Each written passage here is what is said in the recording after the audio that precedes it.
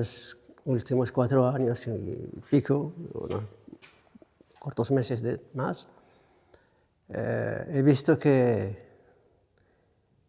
los dos temas son, Sí. sí, son muy, muy juntos. Y podemos Y preguntarte por cosas de la guerra. Sí, por eso he consultado con mi compañero para que os acompañe yo desde el principio, porque hay dos etapas de la lucha armada que hemos cogido o que hemos hizo contra la invasión de Marruecos y Mauritania. La primera fue entre el 75 y el 91, como sabéis, y después empezó el alto del fuego y la falsa promesa de la ONU, que ha prometido al pueblo saharaui que va a lograr elegir su futuro, y eso acabó en un fracaso completo, como sabéis. Y como sabéis que el pueblo saharaui ha aguantado unos 20 años manteniendo las armas, pero ya después ha decidido volver a tomar las armas y seguir su lucha, y esa es la segunda fase o la segunda etapa de la lucha armada contra el ejército invasor de Marruecos. Y bueno, como vais en la entrevista a concentrarse en los resultados de la última fase de la lucha armada, pues he consultado con mi compañero para que os acompañe desde el principio, porque va a tener mucha importancia saber lo que ha pasado antes de estos 4 años últimos de lucha armada. Esta institución se ha inaugurado corto tiempo después de la invasión de Marruecos y Mauritania al territorio saharaui. En esa época los medios de propaganda marroquíes, mauritanos y de Occidente generalmente llevaban una gran propaganda, una falsa propaganda, intentando desmentir la lucha del pueblo saharaui a través de esa propaganda que dice que lo que se trata en el Sáhara son grupos extremistas y comunistas de Cuba, de Argelia, de otros países, y que no existe una lucha verdadera entre el pueblo saharaui. Pero a lo largo del tiempo se ha comprobado que lo que lucha en el territorio saharaui es el ejército saharaui, y son los saharauis que luchan contra el ejército marroquí y mauritano. Durante los primeros 19 años, el pueblo saharaui afortunado en eliminar una de las partes solamente 3 años después de la invasión de los ejércitos de Marruecos y Mauritania, es la parte de Mauritania. Y fue Mauritania obligada a firmar un acuerdo de paz, y no solo eso, sino reconocer la República Saharaui como un Estado. Y ha seguido la guerra contra el ejército marroquí. Creo que el resto de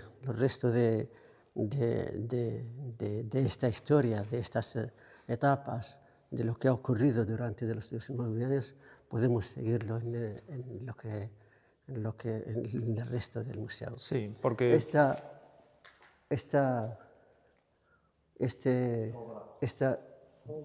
¿sí? Es de un joven saharaui muerto, pero nos resume la historia del pueblo saharaui, empezando del origen del pueblo saharaui como una sociedad que ha vivido en el desierto, llegando al día de hoy. Y los 3 líderes que han liderado las diferentes etapas de la lucha. El primero es Sidi Mohamed Ibrahim Basiri. Ha desaparecido desde el año 70. Todavía no se sabe qué ha pasado con él, y todavía España sigue responsable por su destino. El segundo es el fundador del Polisario, Luel Mustafa Said, fue mártir cuando atacó la capital mauritana en el 76. Y el último es el presidente de Mohamed Abdelaziz, que ha liderado la lucha del pueblo saharaui o el Frente Polisario durante unas cuantas décadas. Por fin el pueblo saharaui que busca una vida pacífica como todo el mundo. Sí, que por contextualizar estamos en el Museo de la Resistencia, ¿no? Sí. Que no sé en qué momento surge la idea de formar un museo como este y cuál es el Ha propósito. surgido, como te dije, ha surgido un corto tiempo después del 75. Porque en ese tiempo, como te dije, la propaganda marroquí y la del occidente generalmente han intentado explicar al mundo que lo que existe en el Sahara es una guerra contra grupos extremistas. Y por eso se ha existido esta institución para trasladar la idea y las ideas de la lucha del pueblo saharaui de una forma clara.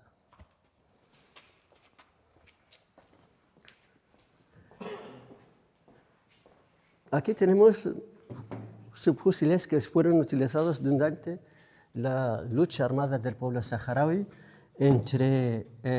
a lo largo del siglo XIX contra las fuerzas invasoras francesas y españolas. Aquí lo mismo. Podemos coger algunos ejemplos porque a lo largo de este museo tenemos esta historia escrita en donde tenemos resúmenes de la lucha del pueblo saharaui empezando desde el siglo XV llegando hasta el día de hoy. Podemos coger como ejemplo la operación de Buerat Ahmeyim. La operación de Buerat Ahmeyim ha ocurrido el día 10 de enero de 1913 contra las fuerzas francesas en la zona del norte del Sáhara. En esta operación, los combatientes saharauis han logrado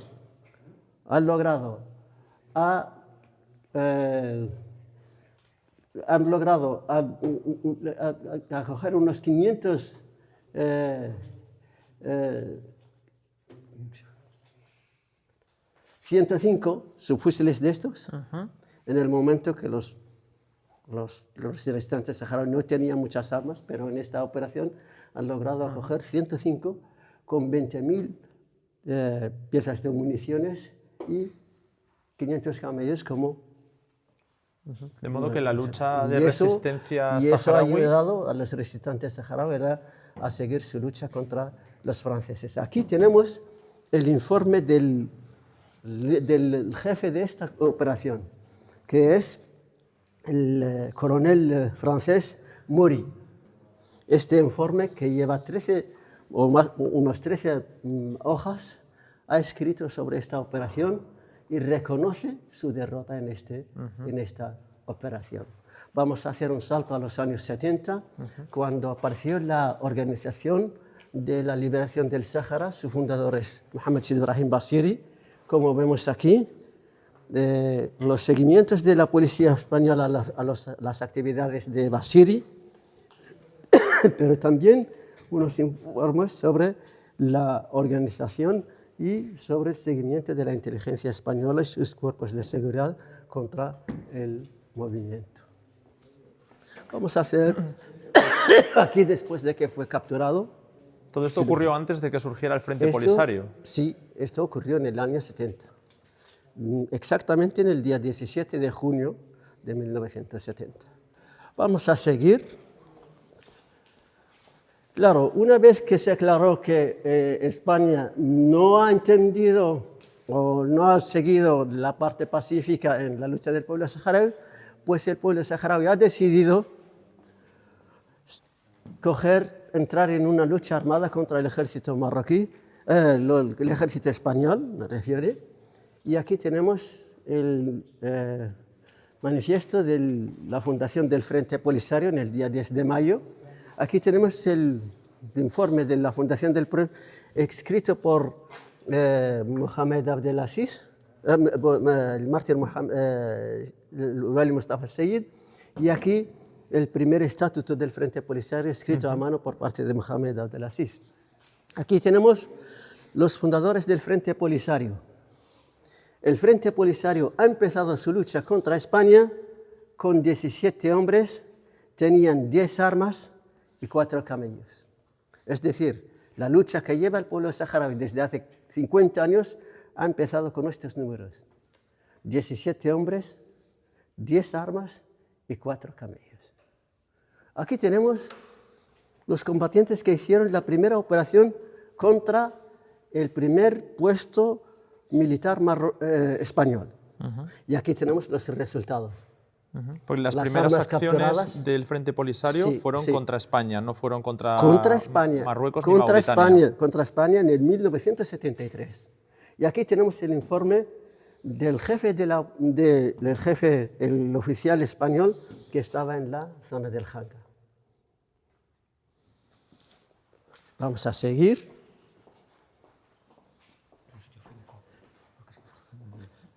En esta parte podemos ver una foto pequeña de un grupo de jóvenes saharauis que han paralizado la explotación del fosfato saharaui que hacía España, quemando una parte de la cinta transportadora del fosfato.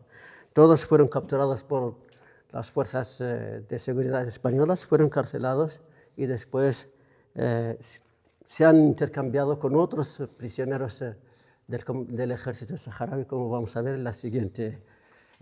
Aquí tenemos los prisioneros españoles que han caído en manos del ejército saharaui en esa época, en esa resistencia entre el año 73 y 75. Estos han sido intercambiados con esos y estos, que son los prisioneros saharauis que han caído en las manos del ejército español, cuando España prometió cumplir que el pueblo saharaui logra elegir su futuro a través de la ONU. Pero con mucha lástima, directamente después del intercambio de los prisioneros, España ha dado la media vuelta, firmando el acuerdo tripartito con Marruecos y Mauritania, que ha llevado a repartir el territorio saharaui y la situación que vive el pueblo saharaui hoy, dividido entre dos partes, una bajo la ocupación de Marruecos y la otra aquí, como habéis visto.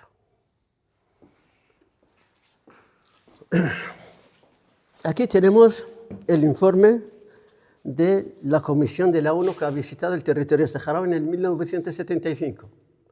Esta comisión fue testigo de que el pueblo saharaui elige el Frente Polisario como único representante del pueblo saharaui y que el pueblo saharaui proclama su derecho en la autodeterminación y elegir su futuro libremente.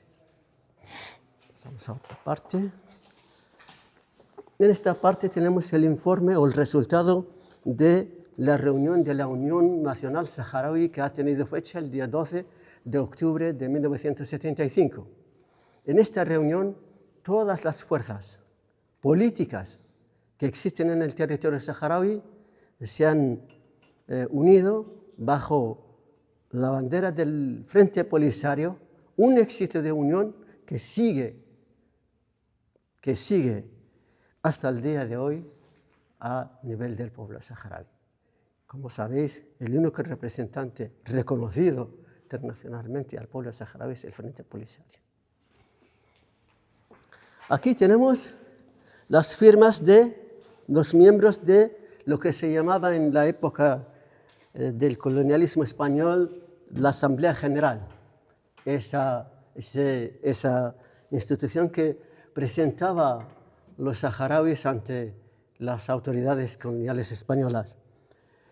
En el año 75, y una vez que ha firmado España con Marruecos y Mauritania el acuerdo tripartito, la mayoría de ellos han llegado al Frente Polisario, han salido, la mayoría de ellos, aquí tenemos las firmas de ellos, y hicieron una reunión, es decir, paralizaron la Asamblea General y situaron en su sitio el Consejo Nacional Saharaui, que ha sido base de lo que es el Parlamento Saharaui actual. Aquí tenemos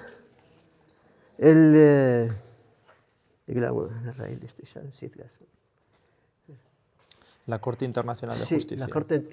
la opinión de la Corte Internacional, que ha reconocido que el Sáhara nunca ha tenido relaciones de soberanía ni con Marruecos ni con Mauritania.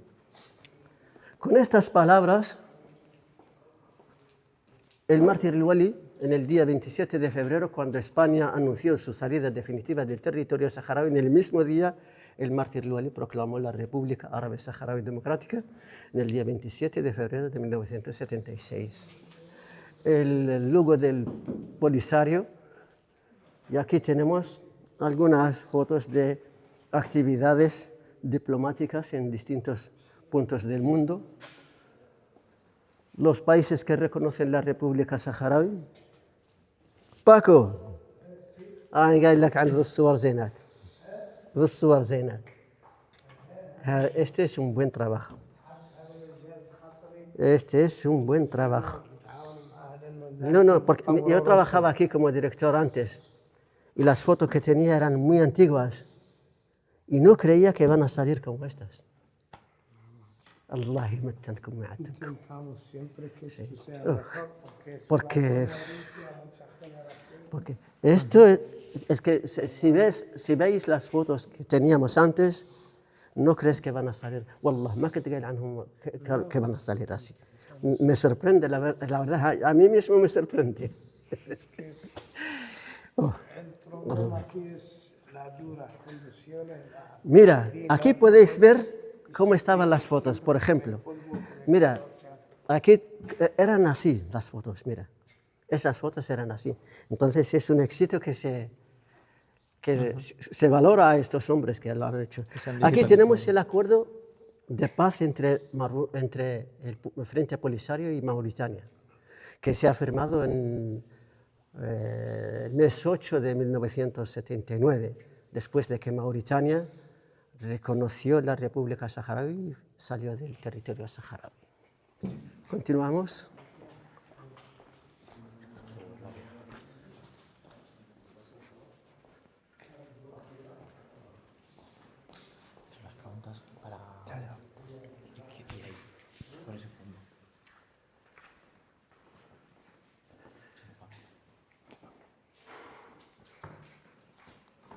Esta es una sala específica sobre la vida de Wali Mustafa Seyid, el líder del Polisario, el fundador del Frente Polisario. Aquí le vemos con el expresidente de Argelia, Houari Boumediene, y aquí le vemos con Gaddafi, el líder de la Libia en esa época. Nosotros, la historia, claro, nunca olvidamos la ayuda que nos hizo Libia y Argelia en nuestra lucha contra el colonialismo español y contra la invasión de Marruecos y Mauritania al territorio saharaui. Aquí le vemos con el primer enviado especial de la ONU, Rydbeck.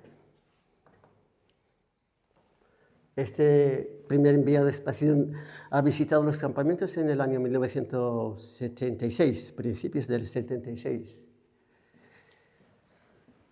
Aquí podemos ver, ahí está,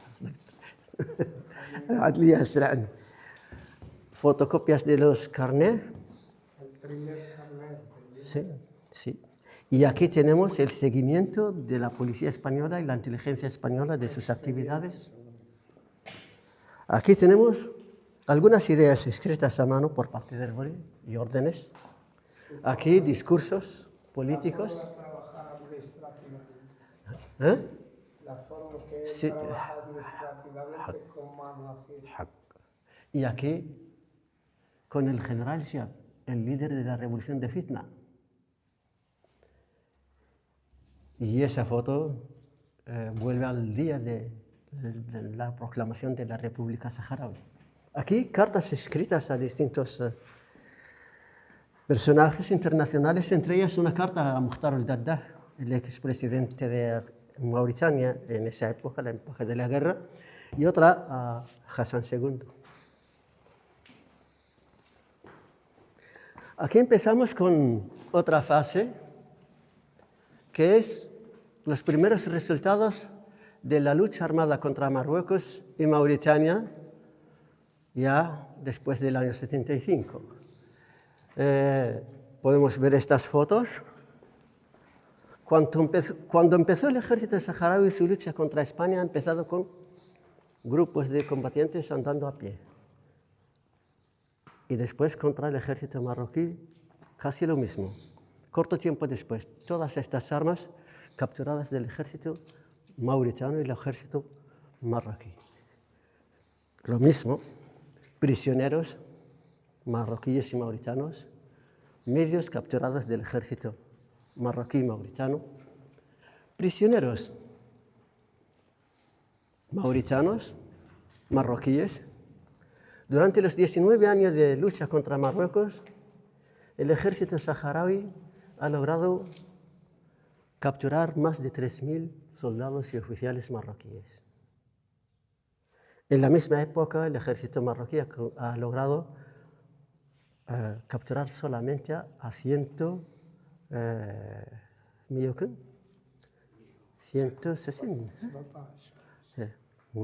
un poco menos de 200 combatientes saharauis. Se me ha ido el número exacto, para no mentir, pero creo que es un poco más bajo de 200 combatientes saharauis. Pero la comparación más importante es que todos estos, la mayoría de estos, fueron liberados en el alto del fuego, sin falta de ninguno de ellos, en el momento de que de los prisioneros saharauis se han liberado 66 nada más. Y el resto se desconoce su paradero hasta el día de hoy. Vamos a ver algunos ejemplos de los resultados de la lucha contra Marruecos. Podemos ver este cuadro que nos indica las cantidades de armas y medios de guerra capturados del ejército marroquí. En el año 79, por ejemplo, fueron capturados 751 prisioneros de armas normales, 2.874. Vamos a pasar a números importantes como piezas de artillería, 144. De vehículos, Land Rover, 279. De camiones, 275 camiones. De tanques, 6 tanques. Todo esto capturado del ejército marroquí y reutilizado a la vez en el momento contra el ejército marroquí. Vemos otro cuadro que nos indica las pérdidas, por ejemplo, entre el año 85 y el año 89. Podemos ver que vamos a coger como ejemplo el 85, 3.571 muertos, más de 4.000 heridos y 195 piezas de artillería derribadas, 317 vehículos, 89 camiones y 111 tanques derribados en el año 185. Solamente como ejemplo de resultados de la lucha. Ya siempre me gustaría tener en cuenta que todo lo que estamos hablando fue en los 19 años de lucha entre el 75 hasta el 91, es decir, antes del alto del fuego. En esta sala tenemos un resumen sobre la historia del ejército saharaui. Esta es la mártir سيدة من المختار. هم ثلاثة منهم فرنسيين. Los tres primeros son de Francia. Todo el resto son de Sudáfrica. De Sudáfrica. Sí, pero no Sudáfrica actual, sino la Sudáfrica del régimen de la apartheid, que ha ayudado a Marruecos, podéis ver. Aquí tenéis. Claro. La bandera de de la Unión Apartheid. Sudafricana. No, del régimen del apartheid.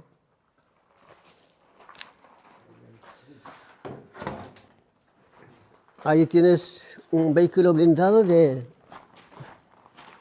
Aquí los jeeps. Equipados con...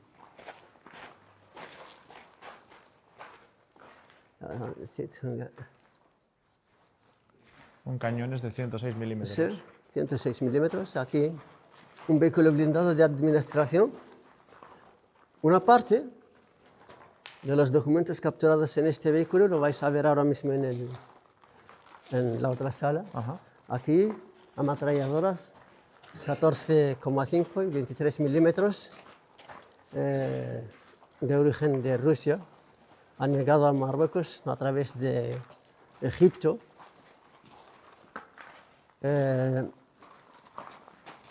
Aquí tenemos los tanques ESCA 106 105 105 milímetros creo, ¿no? Sí, 105 milímetros. 105 milímetros y son de fabricación común entre Francia, Austria. Y Alemania. Esta pieza es muy importante. Este es el U-Boot 155 milímetros francés, capturado 10 kilómetros detrás del muro. Toda la unidad ha sido capturada detrás del muro. Se contenía de 4 tanques, 3 de ellos se han derribado allí mismo y este se ha traído aquí en la operación del día 25 de febrero de 1986. Estos son los mismos que los otros que hemos visto allí. Y aquí tenemos el cañón 85 milímetros ruso.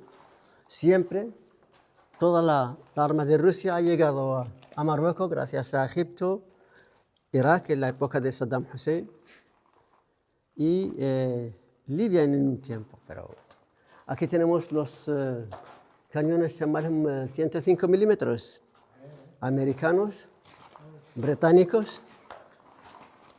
Aquí tenemos piezas muy importantes, pero antes aquí. Estos son los 106 milímetros. Este es fabricado en España. Podéis verlo aquí. Aquí podéis verlo. Llamado Sevilla, ¿ya?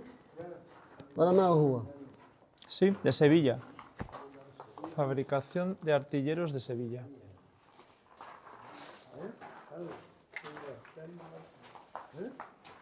Estos son los Panhard. Y la pieza más importante es esta. Este es el 105 milímetros británico. Pero lo más importante, que no ha llegado por parte de Gran Bretaña, sino aquí podéis ver el origen. Acercaros. NATO, LOTAN.